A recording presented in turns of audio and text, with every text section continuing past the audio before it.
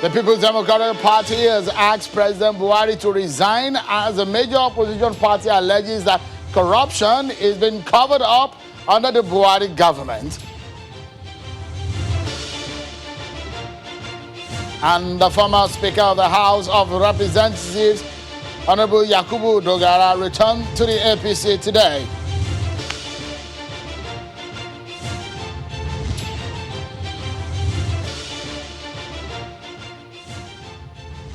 Hello everyone and welcome to the program. This is Politics Today live on Channels Television. I'm Sean Kimaloye in Lagos. Well, let's begin by giving you some of the incidents that have happened in the political climate of Nigeria today. The former Speaker of the House of Representatives, Honorable Yakubu Dogara, has returned to the ruling All Progressives Congress APC. According to the acting caretaker chairman of the party, Mr. Mai Mala Buni, after a meeting with President Muhammadu Buhari, Mr. Buni confirmed the defection to State House correspondents. He says that President Buhari has welcomed Mr. Dogara into the fold and more former aggrieved members of the PDP will be returning to the APC.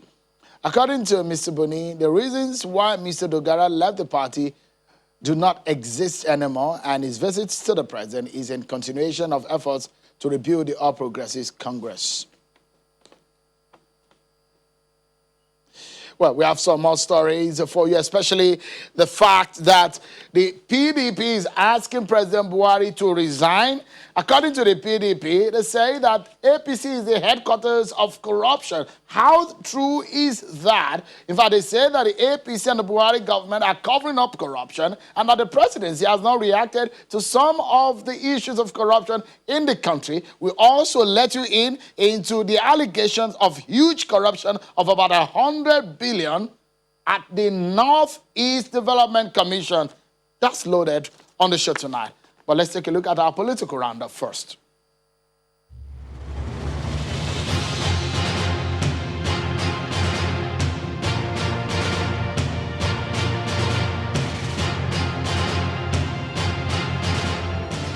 President Muhammadu Buhari is back in the country after a one-day visit to Mali in search for a solution to the political crisis rocking the country alongside other West African leaders. Delegates of the Social Democratic Party in Ondo State across the 18 local government areas have adopted Peter Fashua as the party's candidate at the governorship primary election of the party. Peter Fashua was the only governorship aspirant of the party for the Ondo State governorship election. While accepting the mandate, he appeals to the people of Ondo State to join hands with the SDP to bring the state back on the right track. I can say this is not just one man effort, it's a collective effort. It is, every head together. We don't want the effort of our forefathers to be in vain. We have done this today to bring Ondo State back to the right track. The leadership of the party also dissociated itself from the Collins Orenra-led executive council of the party in Edo State and rejected the adoption of Governor Godwin Obaseki in the 2020 governorship election in the state. The People's Democratic Party in Edo State says coronavirus pandemic has been taken into consideration as preparations continue towards the campaign rally takeoff scheduled for Saturday, July the 25th at the lawn tennis court of the Samuel Ogbemudia Stadium in Benin City, the Edo State capital. Chairman of the PDP Edo State Campaign Council, Mr. Dan Obi, who was speaking after inspecting the stadium in company of some other council members, praised Governor Godwin Obaseki for transforming the Samuel Ogbemudia Stadium into a world-class facility. The All Progressives Congress has flagged off campaigns for Nasarawa Central constituency by-elections scheduled to hold on August the 8th. Governor Abdullahi Sule, while handing over the party's flag to the bearer Ismaila Dambaba, expressed confidence over the APC's victory in the coming polls. The All Progressives Congress and the People's Democratic Party are the two major parties contending to replace the lawmaker who represented the constituency who died of COVID-19 complications and was the state first fatality. In this era of COVID-19, this is going to be the first election in the country. And no wonder Nasarawa is elected by INEC to host this election.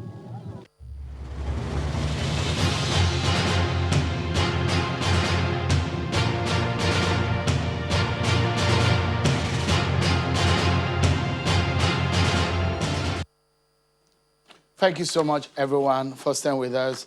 So, if you hear NSITF, NDDC, allegations in the EFCC, perhaps tonight you hear more. The investigation on the EFCC and others have been coming, and a lot of Nigerians have been speaking about it. Now, the Northeast Development Commission, NEDC, and the allegations of misappropriation of about 100 billion naira gets a lot of Nigerians talking. Take a look at what the allegations look like. Alleged overinflation of contracts, alleged massive contract splitting, flagrant disregard for procurement laws, about allegations of 5 billion for the purchase of military vehicles without due process, alleged 5 billion naira procurement of coronavirus kits without due process. These are some of the issues that have been raised. The motion over this matter was raised by the minority leader, Honorable Undudi Elumelu. Take a listen to him. Concerned that the corrupt practices include the high-handedness by the managing director over inflation of contracts and awards of non-existent contracts, massive contract splitting, and flagrant disregard for the procurement laws in the award of the contracts. Further concerned that the 100 billion so far disbursed to the Commission by the federal government is said to have vanished under a year without any visible impact on the refugees nor any infrastructural development credited to the name of the Commission in the whole of the Northeast.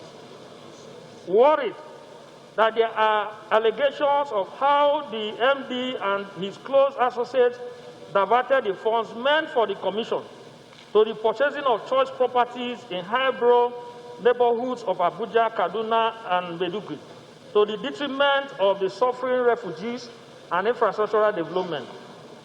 Further worried that there are allegations of how also the Minister of Humanitarian Affairs and Disaster Management was said to have entered into an unholy deal with the MD of the Commission to illegally withdraw the sum of 5 billion from the account of the Commission to purchase military vehicles without any recourse to the board.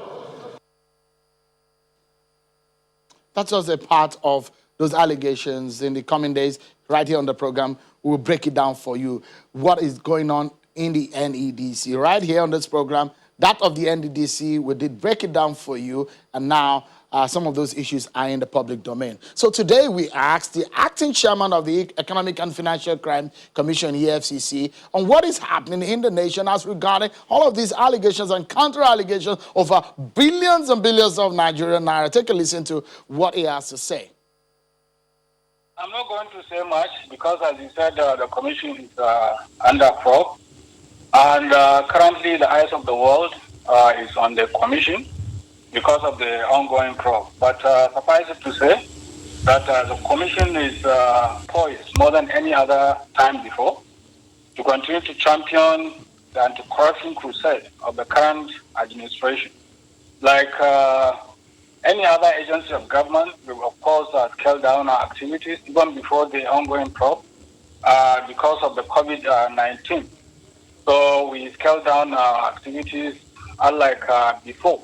And plus the ongoing probe, things are not as they were before.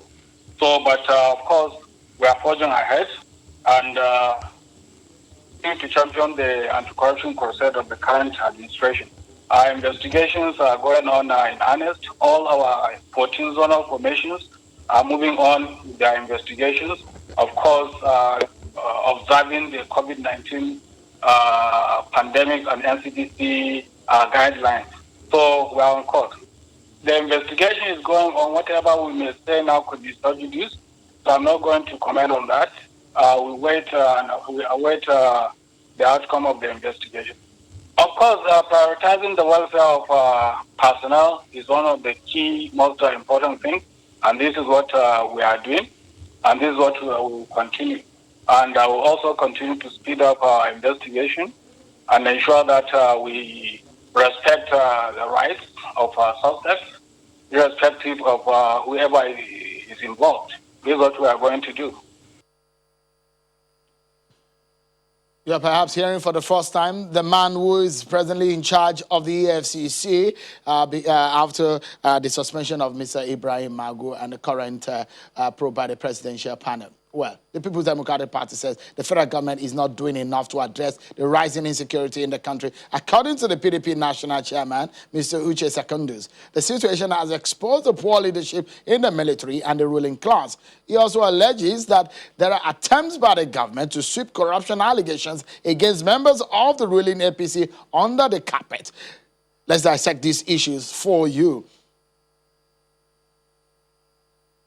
But the APC too have reacted on this one. Yakini Nabina, a statement from him today condemned the PDP chairman, especially when he's asking President Buhari to resign. Part of some of the portions of that statement from the APC said, nobody expects the PDP to provide ideas on good governance going by their inglorious past and antecedents. Let's get talking. My guest tonight on the program, I have Dr. Kach Ononuju, an economist and a member of the PDP, and Honorable Cletus Obun, a former lawmaker and a member of the APC. Thank you so much, gentlemen, for coming tonight. Let me begin with you, Honorable Cletus Obun. The PDP is asking that the president should resign, that there is a huge cover-up of corruption allegations against members of your party. How would you react to some of these, considering also the background that we have laid over some of the issues about corruption, NSITF, NDDC, NEDC, EFCC, and the list goes on? I think that itself is a contradiction. And the PDP has been known for this kind of incurable contradiction in both in its actions and comments. I don't want to get partisan on the issue of corruption, because whoever you are calling APC or PDP is a crossover, a crossbreed of both. And Nigeria is at the crossroads of corruption trying to crush the entire country. And people are busy talking about APC and President Buhari to resign. I think it's the most irresponsible thing to do or to say at this point. Because all that you are talking about are the same group of people moving from one place to the other, political migrants, beginning to change coats and colors, and then we begin to mistake it. So you fold an umbrella, it becomes a walking stick. How can a folded umbrella become a walking stick? I do think then that what the APC and PDP should be doing now is how to get a permanent solution to the Nigerian crisis of corruption. If corruption is covered up, how did you get to know that a sitting acting chairman of EFCC is on trial? How do you get to know that sitting members of the National Assembly are in prison? How do you get to know that former APC governors are in prison today? How did you get to know that NDDC is in crisis on corruption charges? How did you get to know that the Northeast Development Commission is today talking about 1 billion naira? I raised it yesterday in another platform. And today we are busy talking about NSITF, the National Social Insurance Trust Fund. All these are brought to the fore and are before the security agency and investigative agencies of ICPC, EFCC, NFIU. All those agencies are at work. The police are at work. The DSS are at work, bringing out reports and turning them out. Before today, I mean, what we are talking about today would be a joke if you look at Dasuki Gate. If you look at Dasuki Gate, we don't want to go back there. These are some of the rots that we are trying to clear, and people, rather than look at it, how to solve it, are giving labels of PDP, APC. We are running away from the issue. The major issue is that Nigeria is in crisis, and we need honest men to come out, because out of this corruption, there are death tolls. Blood is flowing all over the country because people under Dasuki Gate did what they did, such that even to buy arms for our soldiers are being slaughtered, and people are making it look like a melodrama on social media. These are things that should concern us, and I think that our laws should be such that those who create this crisis for our country and the embarrassment and pain to our citizens should be brought to a book, and death sentences should not be too much for those who sabotage our economy, sabotage our security, and sabotage our politics, all for their own personal gains, and turn around to give labels and call on Buhari to resign. That is irresponsible. That is unacceptable. That is induced amnesia. It means we don't know where we are going to, and we don't know what has happened to us. That is not correct, and I don't think that that is the way to go. Let's deal with it as a holistic Nigerian crisis that we must deal with, and not APC, PDP. Because what we are suffering today, most of those who are calling APC, we are indeed a PDP product. Is Obaseki today not a PDP candidate? He started as APC and became PDP. So when you want to classify him today, how do you classify him if he has to be dealt with or has to be investigated? Will you say APC did that, or will you say it's a PDP? So, Honorable Obun, just a moment. we're going to look at, because of the fluidity of political association in Nigeria, like you said, it might be a difficult one to break down. But tonight, what we are looking at are these issues, the contemporary issues that are being raised, and how the present government has reacted to them. We'll allow Dr. Kachi Onanuju to react to what his party has said and how we can move forward as a country. Don't go anywhere. We'll be right back.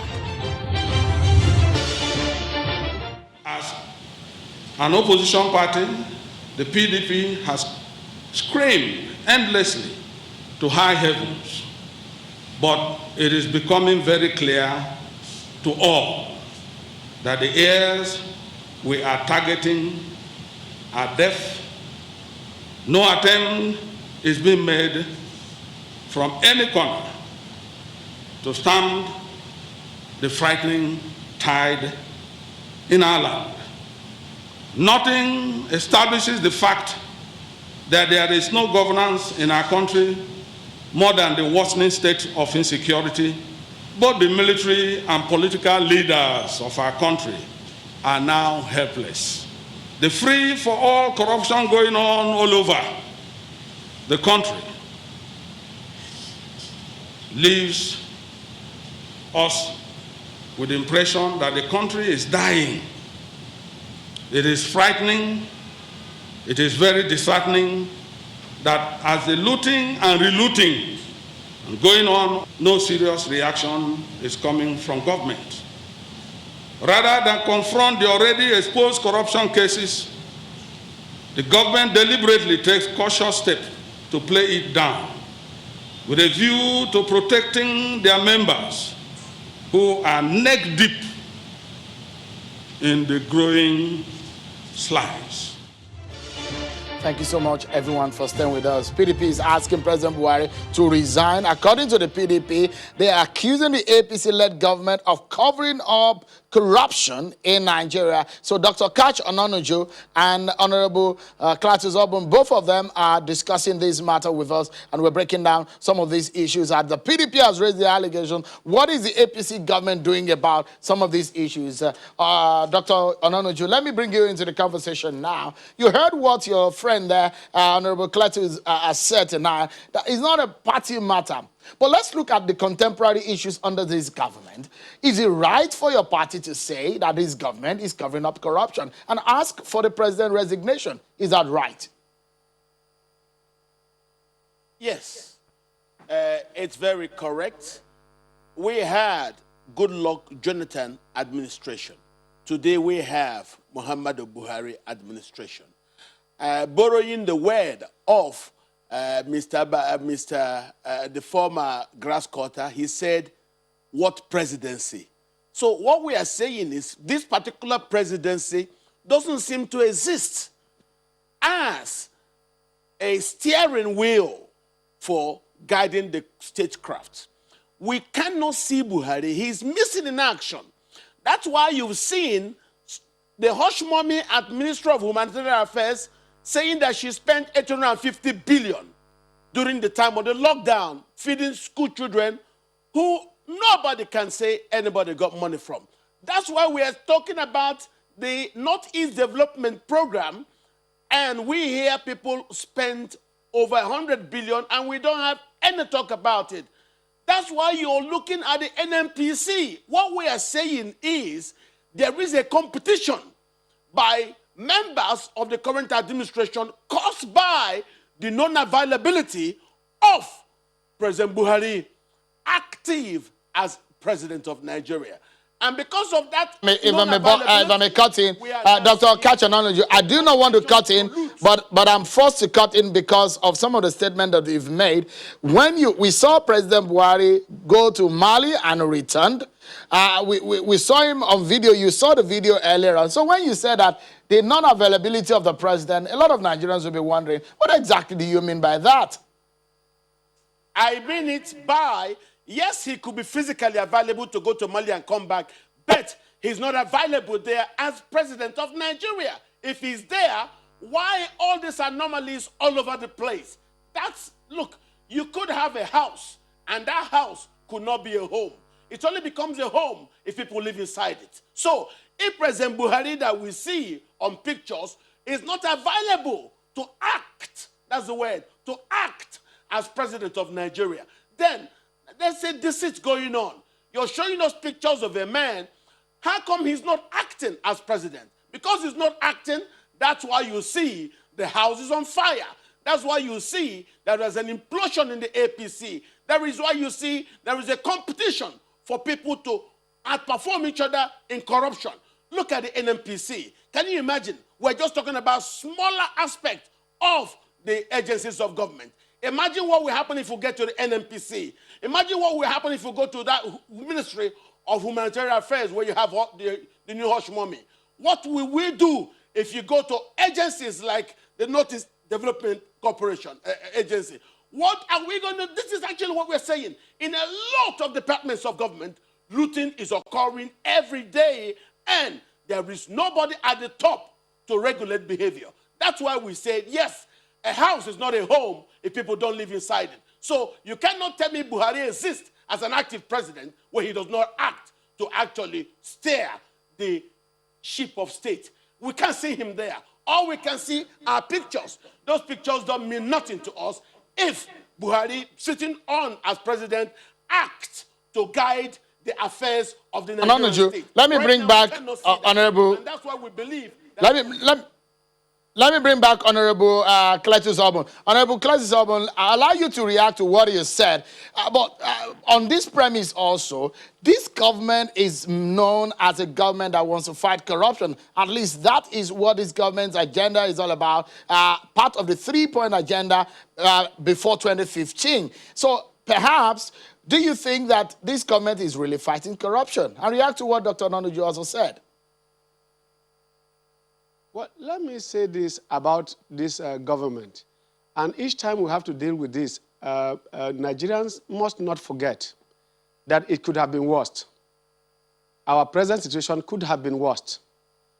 The institutional failures of the Nigerian state are not a party or partisan issue. They are systemic issues. And this government was fully aware of it when it came into power in 2015. And, of course, strengthening of those institutions became the paramount and top priority of the government.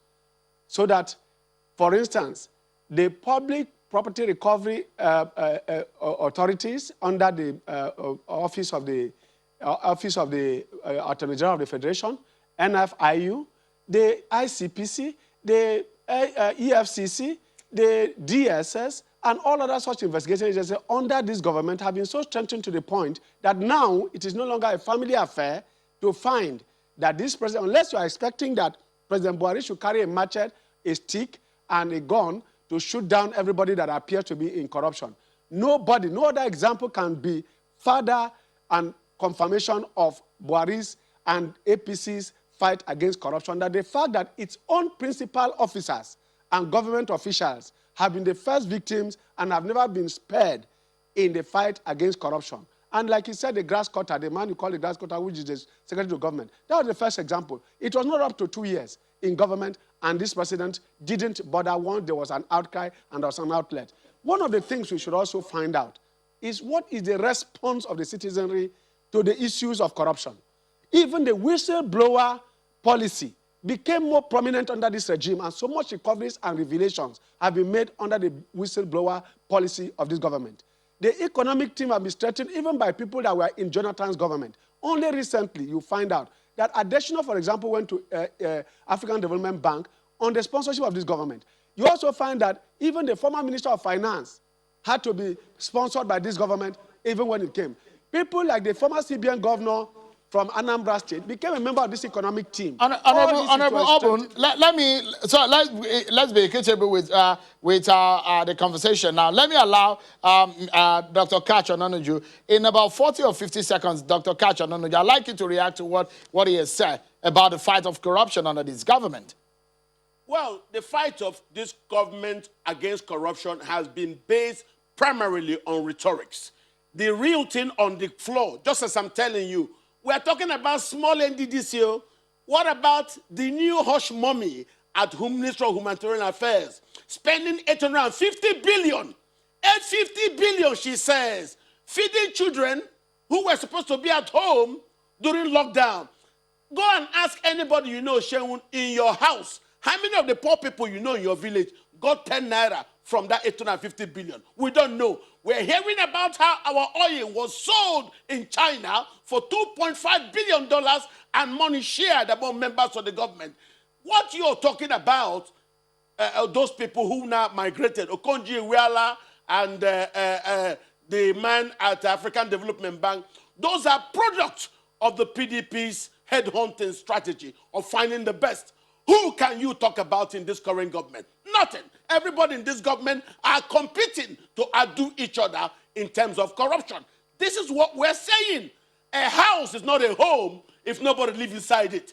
I cannot say President Buhari exists as Nigerian president if he's not seen to be acting to actually steer properly the ship of state. That's why the PDP say, resign, instead of people stealing and balkanizing our Commonwealth in your name. Don't just exist there as a referee inside the field and there is no whistle in your hand. That way, it's just a mess in a football team. Please, President Buhari, leave, walk away, and let us take purpose to sort our country well. Yeah, we have to close the program now because we're out of time. But he raised a very strong allegations about the issues of the Ministry of Humanitarian Affairs. Those are the words of Dr. Ononuju. But if you have 5 seconds, because we need to close now, if you have 5 seconds, Honorable Obon, if you want to react to it, because now that you have a member of your party being alleged to have on that kind of allegations, 5 seconds for you, please, to react to that. I want to say this, it is nothing but mere allegation. But like I said, the fact that it is even in the front burner shows that this government does not cover corruption. The fact that it is within discussion in the public space is a confirmation that this government does not tolerate even its own children inside the house. Therefore, the government, and especially Buhari, must be shown not to be sparing of anybody found to be corrupt, no matter the gap. We have to leave it at that, Honorable Cletus Obon. That is one. Yeah, I must sincerely thank both of you for coming tonight. Dr. Kacha Ononuju and Honorable Cletus Obon, thank you, gentlemen, for coming on tonight. But that's our show for tonight. But I'll allow you to listen to the PDP national chairman and some of the other portions of his press conference today that you didn't hear earlier on. It's bye for now, everyone. Rather than confront the already exposed corruption cases, the government deliberately takes cautious steps to play it down, with a view to protecting their members who are neck deep in the growing slides. Gentlemen of the press, Mr. President should do the honorable thing as required by law at this point in confusion and in total collapse of the way of lives of Nigerians, for him to throw in the towel.